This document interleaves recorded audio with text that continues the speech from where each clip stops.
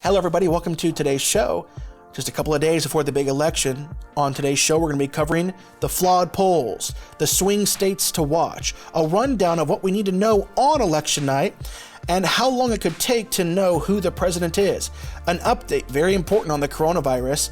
We're going to be diving into fracking on today's show. And if you're watching on social media via Facebook or YouTube, we're going to be playing a very important, very powerful message from Rabbi Jonathan Cahn at the end of today's broadcast. I actually got an email from him yesterday, and it said, "Hi, Zach, I hope you're doing great in the Lord's love. Below is a message in letter, article, and video form that I've been led to send forth to alert believers to how critical the stakes are in this coming election and how crucial it is for them to vote and to pray. I'm sending it to you and a number of friends, colleagues, and co-ministers in the Lord. However many it will lead to vote and pray, that can make the difference. Since I have rarely done something like this, there will be believers taking it all the more seriously." God bless you, Jonathan. You're going to want to watch the message at the end of the show. If you're watching on Comcast cable, you're going to need to go back to our Facebook and YouTube to watch this message. But if you're watching via Facebook or YouTube, stick around and listen to this powerful message from Rabbi Jonathan Cahn. And listen, just to get the elephant out of the room, as a child, I had my front tooth busted out and I had a fake tooth put in. It fell out this week and I can't get it replaced until next week. So I am missing a tooth on the bottom of my mouth. I hate to even say it, but you're going to notice it during the program. I'm getting it fixed. It's just taken a few days longer than I anticipated. Enjoy today's show. It is very, very important.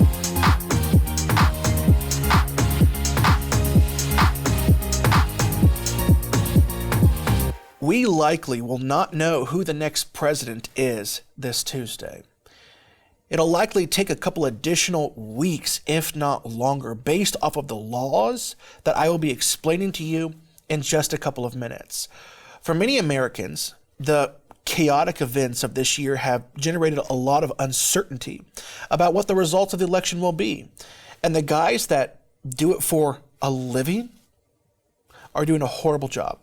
And I'm talking about 538. On Election Day in 2016, they claimed that Hillary Clinton had a 67% chance of winning. They were rightfully ridiculed when Trump came through with the victory. But this embarrassing result apparently didn't faze them or any of the millions of people that believe the polls today. Today, 538 is upping the ante by projecting that Joe Biden is favored with an 87% chance of winning this year's election. That is a bold claim.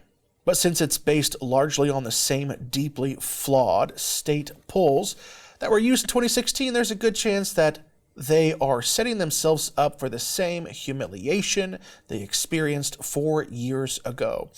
Here are 3 reasons why you cannot believe the polls. Number 1, oversampling. For some reason, most of the polling organizations that the mainstream media relies upon insist on oversampling Democrats time after time. This is something that the Trump campaign has complained about repeatedly, and yet it just keeps happening. Number 2, the shy Trump voters. The head pollster for the Trafalgar Group, Robert Kahali, says that his numbers show that Biden voters are 5 times as likely to talk to a pollster as Trump voters are. And that's totally true. Yeah. That's totally true. I totally believe that. And number 3 is the enthusiasm gap. If you want to have a good laugh, go on Twitter and compare the boundless enthusiasm that we are seeing at Trump rallies to the absolutely anemic enthusiasm that we are witnessing at Biden rallies. In most elections, the candidate with more enthusiastic supporters ends up winning because enthusiasm is such an important factor in actually getting people to the polls. So the truth is that the race is much closer than the mainstream media is leading people to believe. So the 3 reasons you can't believe it: oversampling of Democrats, shy Trump voters, and the enthusiasm gap. You can't trust the polls. Don't take those polls to the bank. That's right. What we need to know on election night concerning the swing states. There are 6 major swing states that are absolutely critical during this election. So write these down for election night. It's going to be Florida, North Carolina, Arizona, Wisconsin, Michigan, and Pennsylvania. Okay, that's Florida, North Carolina, Arizona, Wisconsin, Michigan, and Pennsylvania. Those are the 6 major swing states that are critical. Those are the states to watch. Whatever candidate gets 4 of those 6 states will, with near certainty, win the election. If there is a single most important state to win, it would likely be Pennsylvania. Now, something could happen for Trump in Minnesota or Nevada, and something could happen for Biden in Iowa or Georgia, but it's highly unlikely for both candidates. And I'm going through the rundown of what to know on election night. And then we're taping this is 3 days before the election. Over 70 million people have already voted. But every state seems to have different rules for how and when those votes are counted. Several states will wait until the day of the election to start opening up those ballots and counting.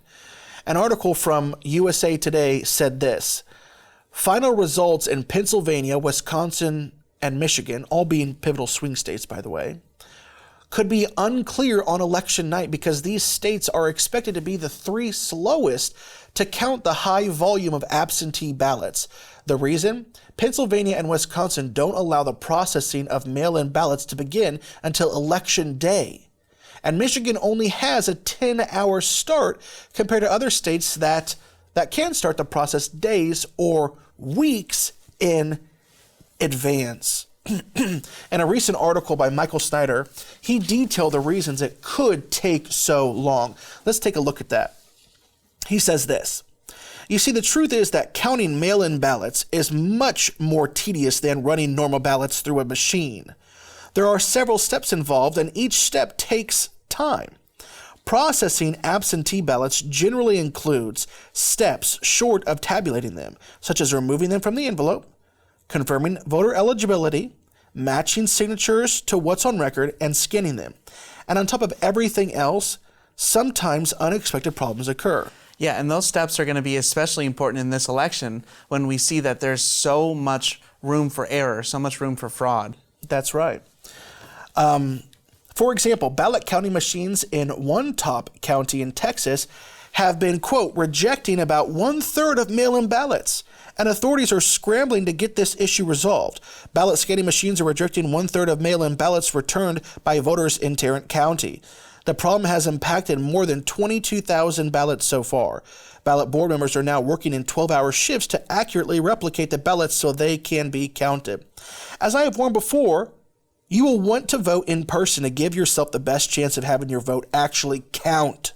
In addition to everything I've already discussed, it is important to remember that mail-in votes will continue to be accepted in many states long after Election Day is over. Let that sink in. Yeah. The next major battle, Tuesday night, I'm just forecasting, we have a battle ahead of us, at least for probably a couple of weeks. Yeah. I know that sounds really bizarre, but this is what actually is going to happen. In fact, Washington State, listen to this, will count votes that are received as late as November 23rd. Yeah, that's crazy. 20 days later. Yeah. That's unreal. Now, granted, Washington is not a swing state. Right. Now, and also, keep in mind that they do have to be postmarked by November 3rd. National polls have shown that Biden voters are much more likely to vote by mail. That is an important fact. Okay, I don't want to say it because it's just the fact of the matter. National polls have shown that Biden voters are much more likely to vote by mail, and Trump voters are much more likely to vote in person. And I'm going to break that down what that means in just a second. The votes that are cast in person will be counted very quickly. Meanwhile, the votes that are sent in by mail will take weeks to fully count. So what that means is that we basically know the votes that Trump will have on election night, because most Trump voters are voting the day of at the polls. They can be counted right then and right there. There's not tabulating. There's not, extracting the ballot, checking everything. It's done right then and right there. Right. So we'll basically know Trump's vote election night, but Biden's numbers will continue to grow. This is why it's important. Will continue to grow after the election because his base is more likely to vote by mail, which is true. I don't like it. And I don't like it because of voter fraud. That's the big issue in my mind. Right. They just need to see how many votes are needed in swing states and really just a swing state or two. Yeah. And there's the election. That's right. And so basically what's going to happen is election night, we're going to end election night and Trump's going to have a huge lead. And then votes are just going to start funneling in for Biden. And you're right. The scary part about that is, are any of those votes not valid? Yeah. Yes. A fantastic amount are not valid. And we don't have a show to dedicate to that right now. But though voter fraud is absolutely a reality. And that is why I think another reason why, and the coronavirus is real. Don't get me wrong, it is real. But it has been hijacked by the left. And I believe one of the reasons why is because they want millions and millions of people to vote by mail this year. Yeah. Because they don't need to commit voter fraud in California, right? Right. They don't need to create voter fraud in some of these in New York. They need to create voter fraud in just a couple of the swing states. That's right. That's all they need to do. So it's not like this like some wide, massive campaign that the entire United States. No, they could single in on Pennsylvania. Or Florida or Michigan. Or Florida or Michigan or Arizona, North Carolina. Yeah. Exactly. That's all they would have to do. You need to understand that. That's why this is such a crazy, and that's why you need to listen. If you're watching on YouTube or Facebook, you need to listen to Rabbi Jonathan Cahn's message at the end of this show. And once again, if you're watching on Comcast Cable, to the 9 million potential homes that we're in, go back to our Facebook and YouTube and watch Rabbi Cahn's message. So let's continue with this article. So how long will we likely have to wait to know? According to Ballotpedia, citing state laws, 6 states must certify election results within a week of the general election. Okay, so there's 6 states. They must certify their election results within 1 week. Mm-hmm. Okay, well, 26 states and Washington, D.C. have a deadline between November 10th and November 30th. Yeah. So now we have 7 days after election and up to 27 days after the election. That's over half the states in our country. Well, and 14 states have a deadline in December. Yeah. And 4 do not have deadlines in their states at all. All right, get your act together. Yeah. Now, what's important about this is because some of those states won't matter. It wouldn't matter if California's is in next February. Yeah. And New York's. It's the swing states. So among the key battleground states, those deadlines range from November 11th, which is Pennsylvania.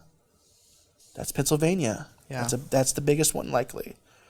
To December 1st for places like Nevada and Wisconsin. And for potential battlegrounds like Texas, it's December 3rd. And it could be even longer. And I'll wrap it up with this point. Consider, and this is Michael Snyder's article still. Consider this year's California primary, in which 5.8 million people voted for president. Only 3 million of those ballots were counted by election night.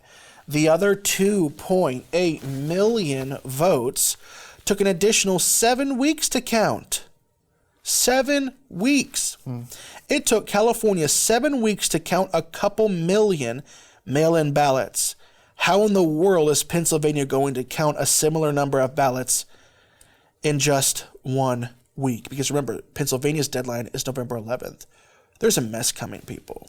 There is a mess coming. So that is, once again, that is the flawed polls, the swing states to watch, and a rundown of what we need to know on election night and how long it could take to know who the president is. And that's just if the results aren't contested. I mean, there's a good chance that the results could be contested on either side, and people might be calling for a recount. That's true. That's very true. A couple more topics for on today's, just kind of a rapid fire. Coronavirus. In the last month leading up to the election, Democrats have been working hard to control the coronavirus narrative, accusing Trump of completely botching the response to the pandemic. Their biggest piece of evidence against him is America's COVID death toll, which passed 200,000 people at the end of September. And they have been having an absolute field day with it. Take a look. 220,000 Americans dead. Anyone who's responsible for that many deaths should not remain as President of the United States of America. At least 220,000 Americans have died. The idea of 200,000 deaths is really very sobering and in some respects stunning. Our nation is ravaged by a preventable disease due to our president's criminal negligence. They say 200,000 people have died, but I haven't heard from any of them. A virus that has now killed more than 200,000 of the Americans he swore an oath to protect. We're in the middle of a global pandemic that has killed nearly 200,000 Americans, far more than the number of Americans who died in World War I. And when it comes to the coronavirus, they have contempt for science. That's why we have almost 200,000 people who will lose their lives by the end of this week. 200,000 people. Whatever the vice president is claiming the administration has done, clearly it hasn't worked. When you're looking at over 210,000 dead bodies in our country. So, 200,000 people, 200,000 people. And I want to say right now that like we all agree, every life matters. That's right. Every life matters. And 200,000 people is a horrific number. Now, though we have had less and far more, even in horrific flu seasons that go virtually unnoticed, 200,000 people is a horrible number. Right. But I will have you know, so it was Dr. Fauci and Dr. Birx. That was like in February, in March, in April, and into May, it was all about Fauci and Birx, Fauci and Birx, Fauci and Birx. Right. Well, for some reason, it's like Fauci came out as the gold medalist, and now Birx is like the bronze medalist, or maybe she's not even on stage, like she's gone. And now this is a conspiracy, call me whatever you want. But I think the reason the left wants to get Birx far outside of the picture, when remember, Birx and Fauci were on their team. They're the medical experts that they say, that the left keeps saying, well, if you would have listened to the doctors around you, if you would have listened to the doctors, if you would have listened to the doctors, if you would have listened to the doctors around you, we wouldn't be facing this problem. But because you botched it, 200,000 people are dead. Get this. Short-term memory, people. People just forget. This was dated March 30th. Dr. Birx predicts up to 200,000 coronavirus deaths. Quote, if we do things almost perfectly. Yeah. Whoa. Birx said the projections, now this is from March. Birx said the projections by Dr. Anthony Fauci that the U.S. death tolls could range from 1.6 million to 2.2 million. So you hear the president saying often, because of what I did, we saved millions of lives. He's quoting from Dr. Fauci. That's right. Saying that if we didn't do anything, 2.2 million people in America alone would lose their lives. Yeah. But Dr. Birx was saying that was the worst case scenario if the country did nothing to contain the outbreak. And then she said this, but said even, quote, if we do things almost perfectly, she still predicts up to 200,000 U.S. deaths. So whenever you see Barack Obama, Joe Biden, Kamala Harris, and the others saying, just shoving it down Trump's throat, yeah, that 200,000 people have died, and it is a horrible thing.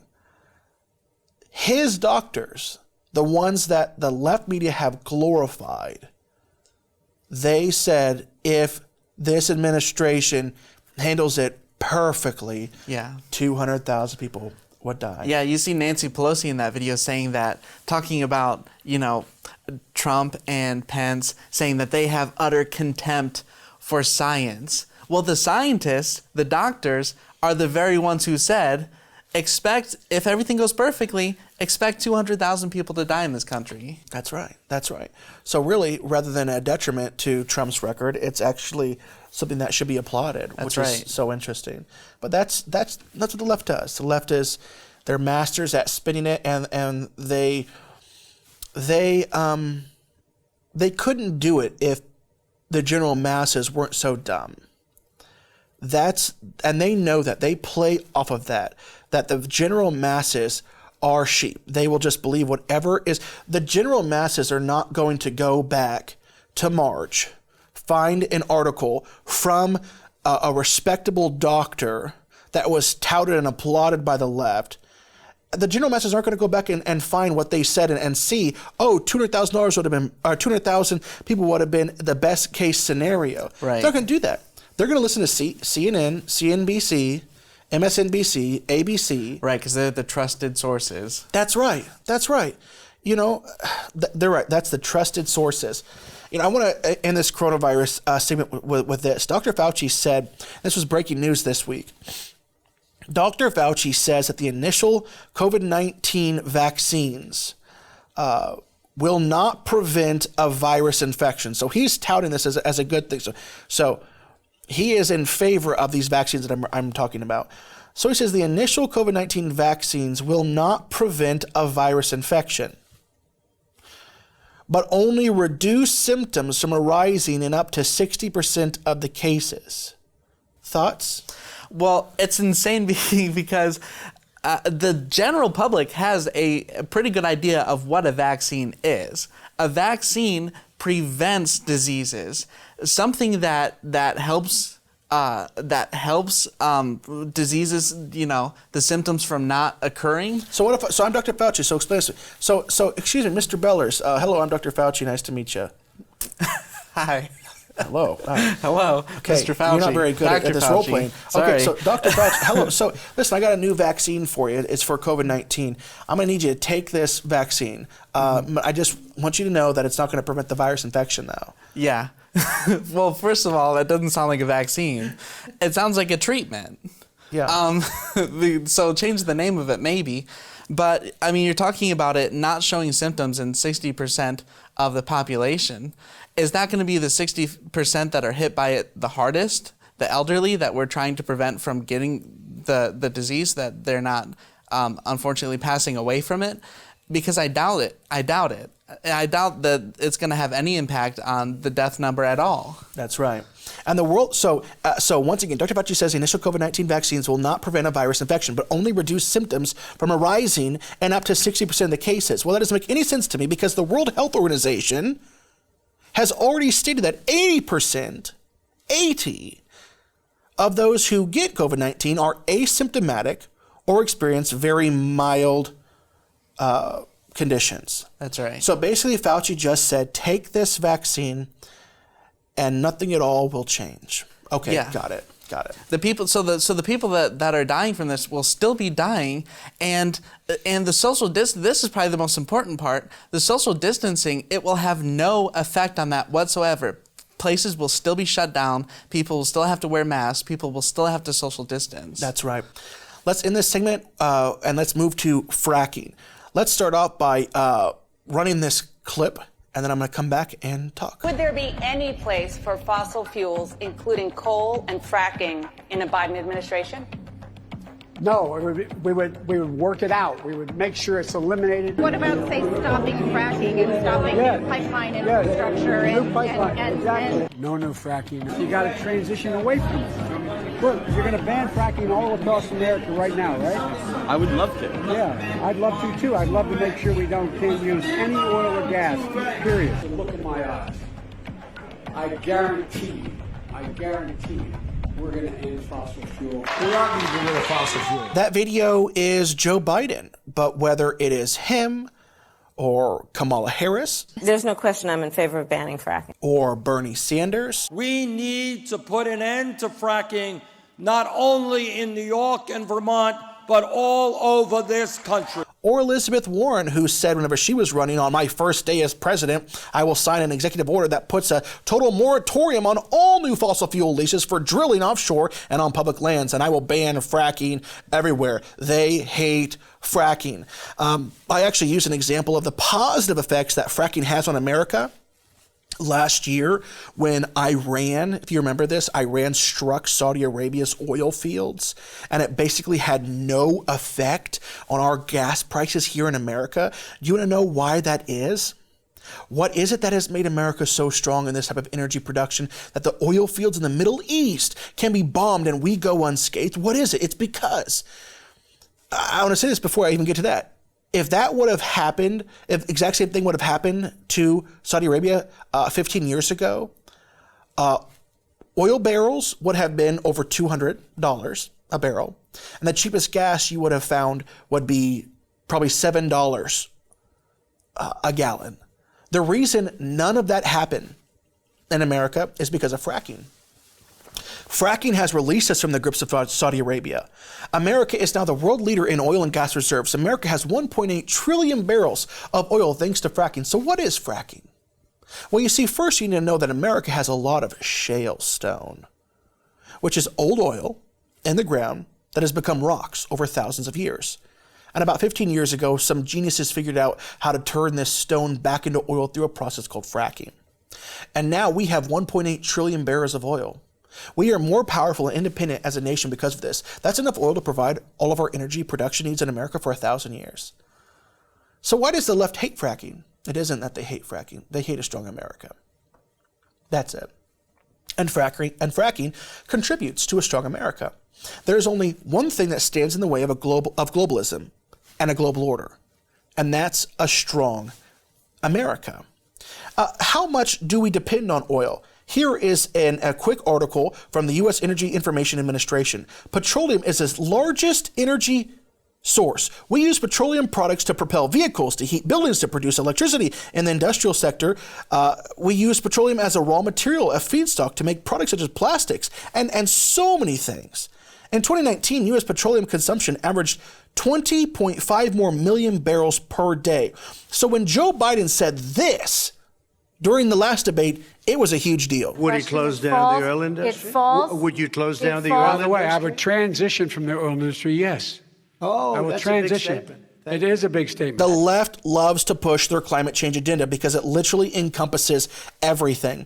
Do you want the government telling you where to live, what kind of car to drive, and what job to take? The government will dictate nearly every aspect of Americans' lives, from healthcare, energy, and food consumption to transportation and housing.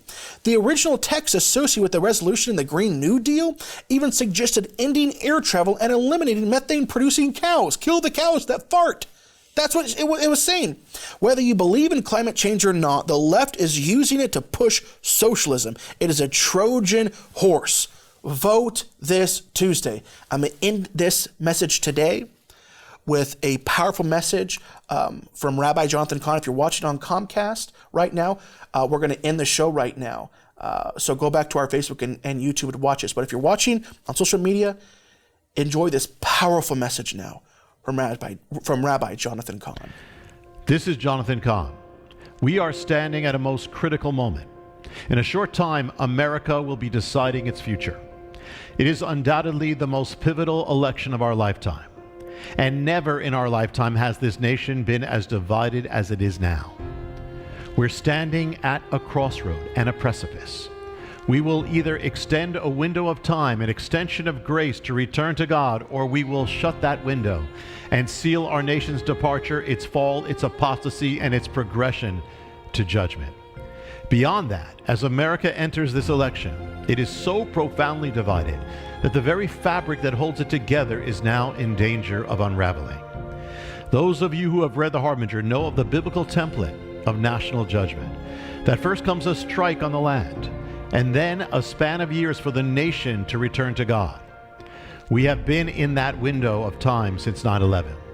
In 2019, I saw the signs that the window was in danger of ending, and that 2020 would be a year of great shakings and dark events, and that the dynamic of judgment spoken of in the Harbinger would resume.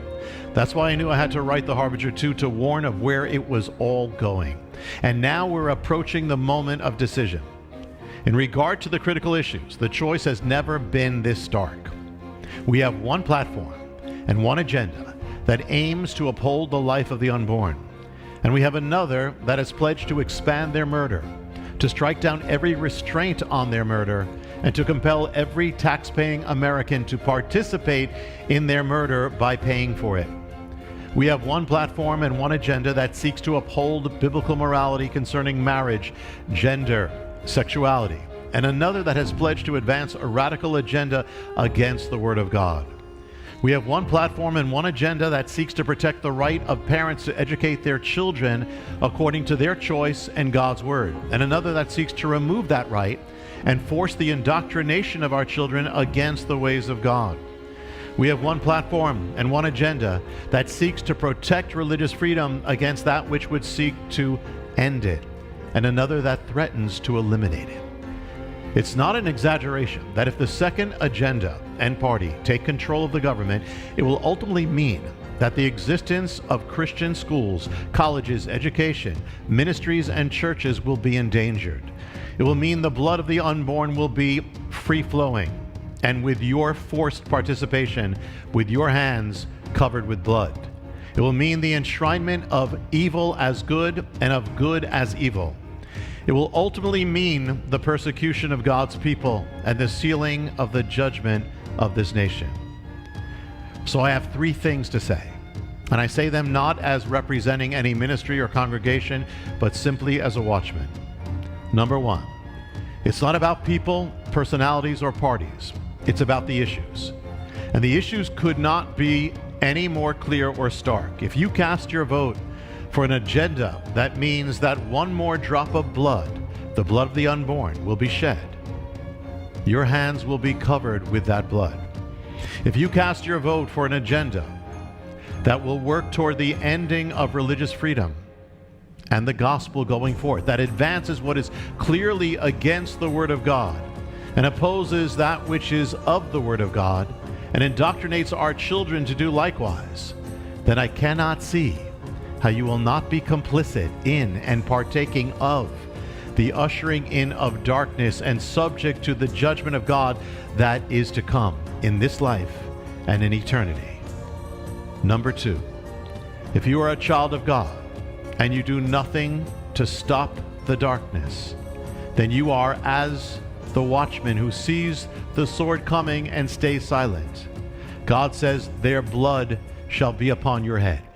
You are the light of the world. If you do not shine your light into the darkness, then you cease to be that light.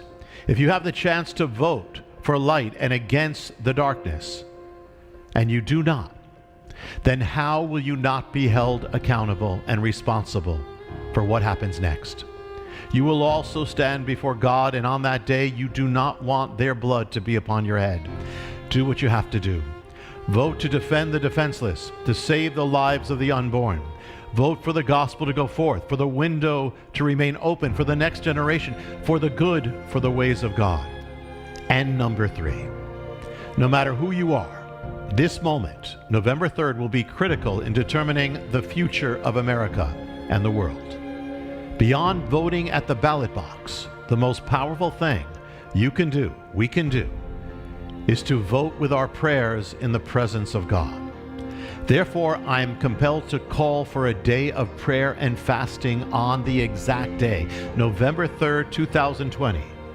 November 3rd is Election Day. Let us also make November 3rd God's Day, the day of prayer and fasting. Millions of us joined together on the day of the return 1 month ago, according to 2 Chronicles 7:14. And in movements of prayer since then, let us now commit to seal it all on November 3rd. Spread the word. Tell your friends, tell your pastors. Commit that day in your homes, on your jobs, in your churches, in your fellowships, to humble yourself, humble ourselves, to pray and to seek his face and to turn from our evil ways, that he will hear from heaven and answer our prayers. Let us pray that in all these things the will of God be done, and that he will elect to government those of his choosing, and that no matter what it takes, that revival will come to this land.